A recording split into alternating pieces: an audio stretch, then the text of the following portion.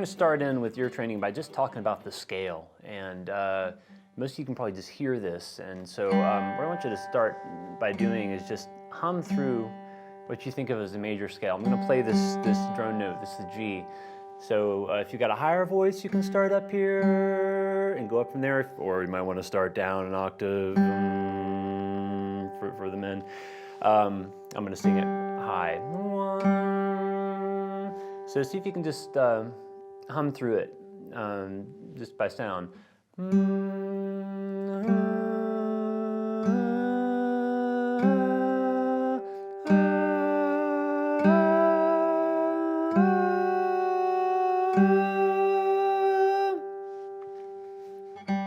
Okay, so there are various ways of naming the notes of the scale.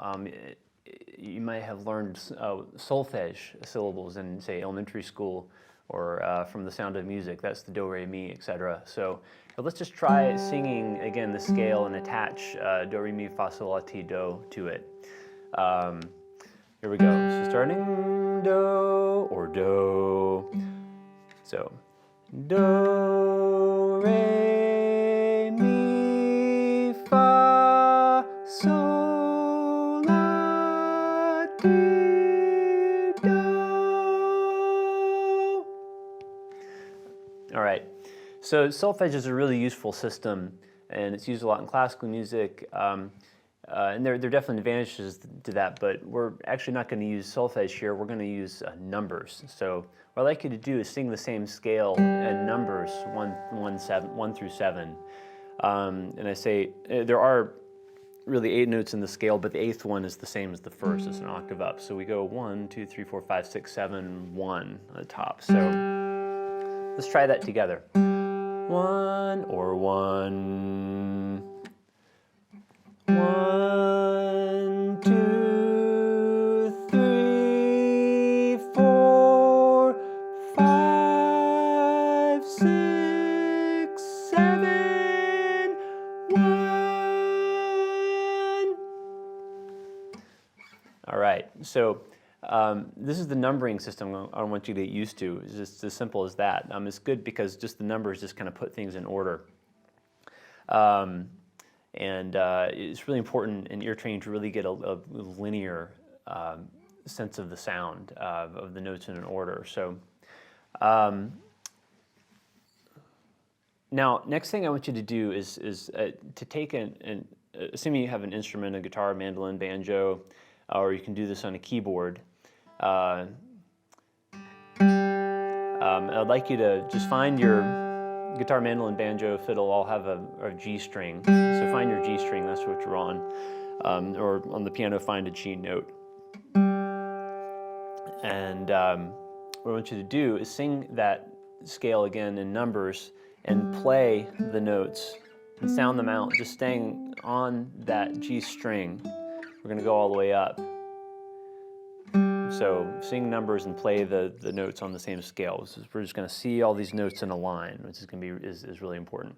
So here we're starting again. 1 or 1. So 1, 2, 3, 4, 5, 6, 7.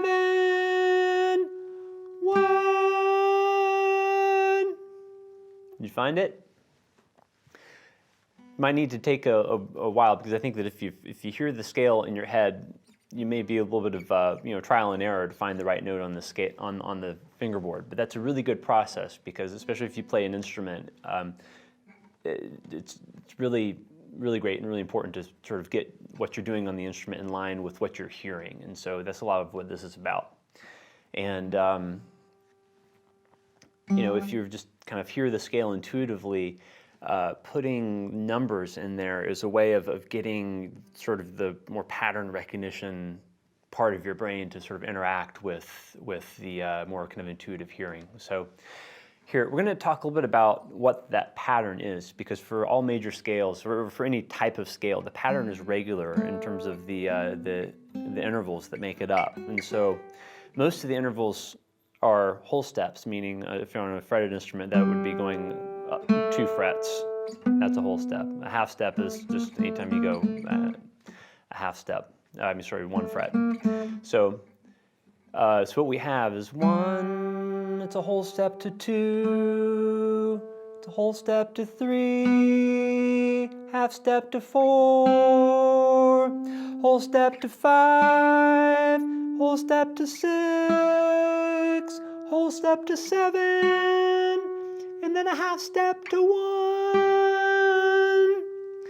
So there, if you notice, just get this visual sense as well as remembering the numbers, but you got your half steps between 3 and 4, and also between 7 and 1. And that's true for every major scale. So keep that in mind, half steps between 3 and 4 and between 7 and 1. And we're gonna do this again and go up and then also back down the scale. So 1 or 1 for the low G. Here we go. 1, 2, 3, 4, 5, 6, 7, 1. Back down. 7, 6.